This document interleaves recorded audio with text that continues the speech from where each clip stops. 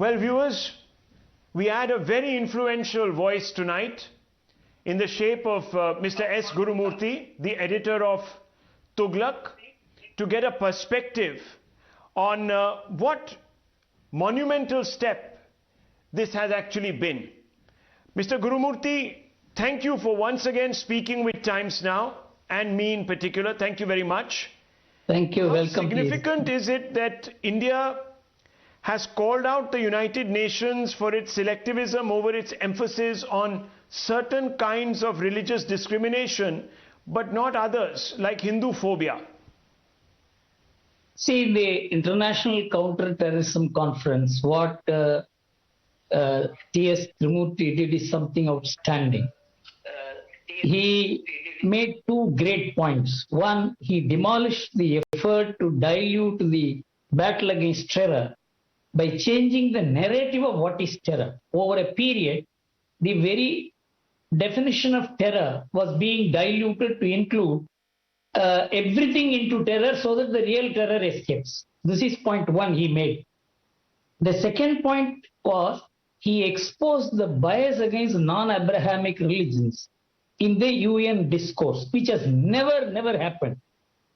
In 70 years, I have never seen an Indian representative attempting to defend the Indian civilization.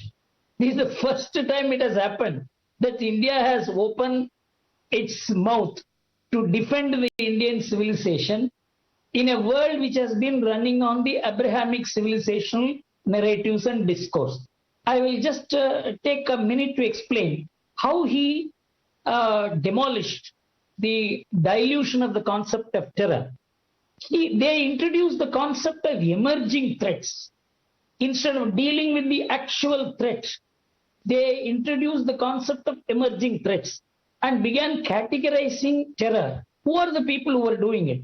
Some interested member states, he says, driven by political, religious and other motivations. It is not that they were driven by any intellectual or motivations of an unbiased nature. So they said they've been trying to label terrorism into categories. You see the categories they were making. Radically and ethnically motivated violent extremism. 2. Violent nationalism. 3. Right-wing extremism. See, from the battle against terror, which means throwing bombs and killing people by AK-47, the whole concept was diluted into almost what would be a political battle in a democracy. So he cited 4 reasons why this dilution is fraudulent. I mean, I am using the word fraudulent. He didn't, but he meant it. He said it goes against the accepted principle of Global Counter-Terrorism Council's very formulation. It was intended to fight the actual terror of someone throwing bombs. Second, it goes back to the pre-9/11 label of your terror versus my terror. My terror is a softer terror, your terror is a harder terror. So this is the second thing. Third thing, he said it is understand that in a democracy, right-wing and left-wing ideological battle is a matter of electoral choice of the people. So when people are choosing, there is nothing called right or left-wing extreme thought. People will reject the extreme thought. So this whole idea of reducing spectrum of ideological battle into the idea of terror is only to dilute the actual terror. The fourth point he made was that even such labels were given to so-called threats which are limited to national or regional context. So they were trying to raise even the local disputes into something like global terror. He quoted the Foreign Minister Jaishankar's statement to say, terrorism is terrorism, terrorists are terrorists, and there is nothing like good terror and a bad terror. I think this is a very major step India has taken to stop the dilution of terror by intended and deliberate narratives, false narratives. Second thing is he exposed the bias against non-Abrahamic religions. Never in the international discourse the idea of Abrahamic religions and non-Abrahamic religions were ever debated or discoursed. Though in the intellectual discourse, whether it is in the fundamentalism project study or in the intellectual discourse elsewhere, religions were categorized in the world as Abrahamic and non-Abrahamic. And I will tell you what is the impact of this. He said that while the phobia against Abrahamic religions, that there is Islamophobia, there is Christianophobia, there is anti-Semitism, all these are Abrahamic religious wounds or hurt. But he said there is also bias against non-American religions. You have never discussed about it. There is anti-Hindu bias, there is anti-Sikh bias, there is anti-Buddhist bias. Why have you neglected the bias and the phobia against non-Abrahamic religions? This is the question he raised. The most important point is that we feel for the first time that we are defended. We were always, Hinduism itself was taken as something which is backward and all that. It is something which has to go. This is the kind of discourse which has been going on in the world for the last 3 centuries.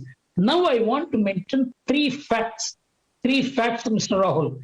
One is that in Abrahamic religions, there is doctrinal intolerance. This is accepted by all intellectual discourse in the world. In non-Abrahamic religions, there is no doctrinal intolerance. This is important. Individuals can be tolerant or intolerant. In fact, only to moderate individual intolerance, you have religions. So that religions moderate the individual intolerance. But if the religions themselves are doctrinally intolerant, you can understand how individual intolerance will be multiplied by doctrinal intolerance of religions. It is accepted by all global literature, including the Encyclopedia Britannica and other literature, that including the Supreme Court in the Ayodhya case, Justice Bharucha and Ahmadi said, Hinduism is doctrinally tolerant. The Hindus may be intolerant, but the doctrine will make them tolerant. That is the virtue of non-Abrahamic religions, which is never debated or discussed in the Indian intellectual scene or in the world. The second thing is, there is nothing called fundamentalism in non-Abrahamic religions. In fact, I would like to quote what the fundamentalism project said about non-Abrahamic religion. Abrahamic religion. The fundamentalism project said the idea of fundamentalism is unique to the Abrahamic religions, which are text-based. Textual inerrancy is not is presumed, and textual deviation is not allowed. And fundamentalism project goes on to say that Hinduism, Sikhism, Buddhism, Taoism, and the Eastern religions do not suffer from the vice of fundamentalism. Have you ever heard it in Indian discourse? This fundamentalism project started in 1980 and delivered 5 volumes by 1994. And this is an international research.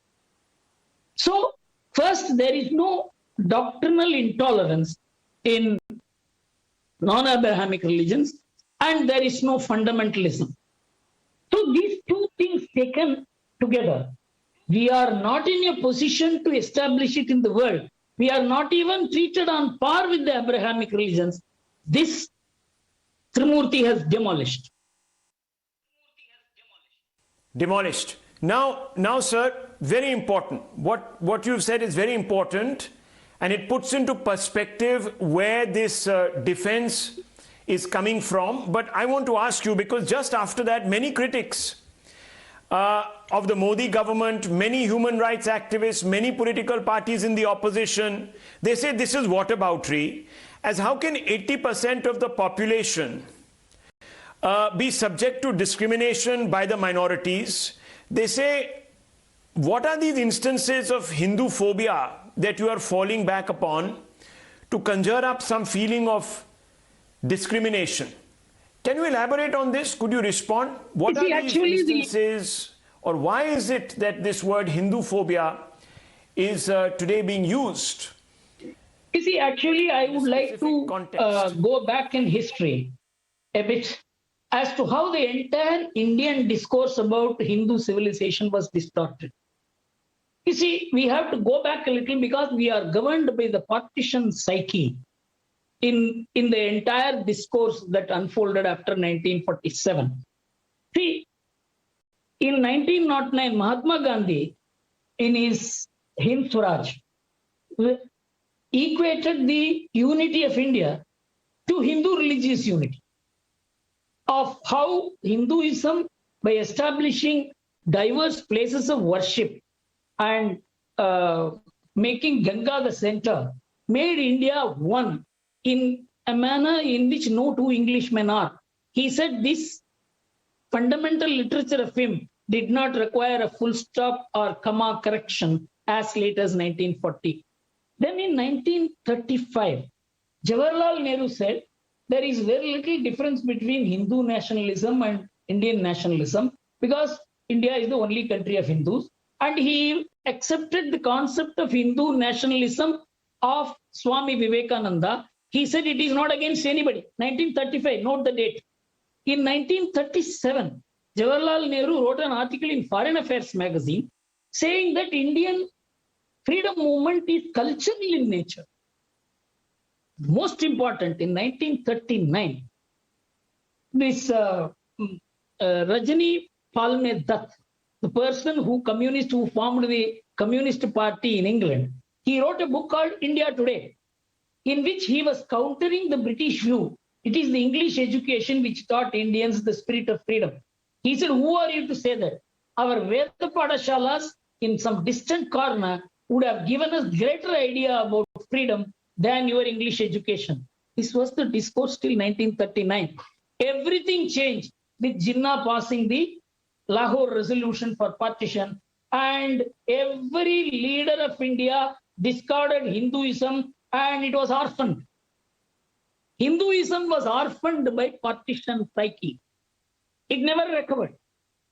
Afterwards, Jawaharlal Nehru, with all his greatness as a statesman, he made a fundamental error in saying that Islamic extremism is aggressive. But Hindu extremism, Hindu communalism is more dangerous.